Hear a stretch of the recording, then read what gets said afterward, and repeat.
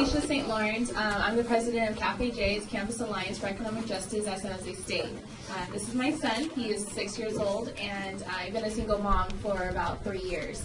Actually, it's kind of been forever, but I'll just say 3 years for now. But it's been a struggle for me, and there's plenty of people who would know the struggle with me and the impact of working a minimum wage job.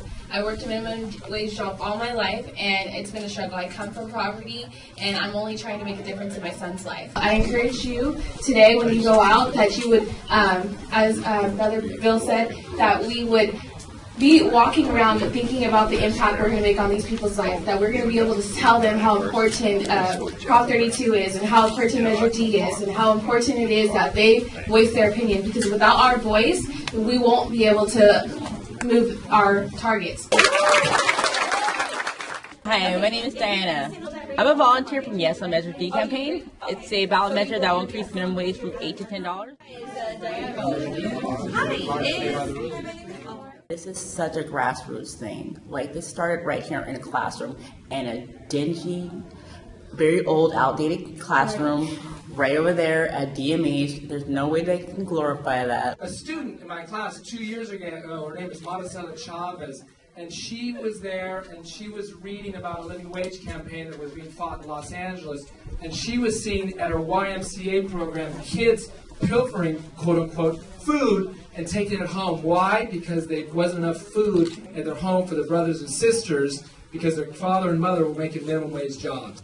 So basically, at this time I was working at a middle school, and there I saw a lot of my kids go through a lot of behavioral issues and just really not doing well in their academics because there weren't parents around, because a lot of the time they were working.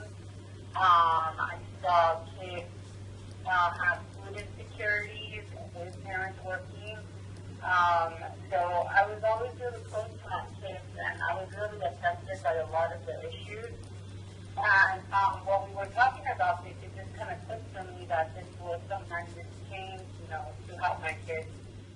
Yeah, my name is Stan, and I'm a volunteer with the Measure D campaign. Yeah, we are done with it. You already voted? Oh, yeah, since last week. We were done with that. So you've already mailed it in? Yeah, mailed it in. All right. Okay, you got it, D.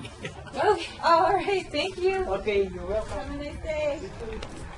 So as the talk came about for Measure D, it really seemed correct that there needed to be a correction. But all these services are needed by all of us, whether it's the healthcare aid at $8 an hour, whether it's the people who are upkeeping that restaurant and cleaning off that table. They are needed individuals. Are they to move to Fresno? I mean, where can they live? The vast majority of the community supports this. One thing I want to make sure happens when we win this, that they know who did it. I want them to blame us. Give us all that we did it. They want to give the power to labor because they want someone to blame, and I'm willing to take the blame for it. As the students, we did this. We have a legacy on this campus as students, activists. It's not new that we would do something like this. That spot right there on the podium is empty for a reason, because they want us to step into it. That's what we're doing. We shall not be moved. Going to help my sister. We shall not.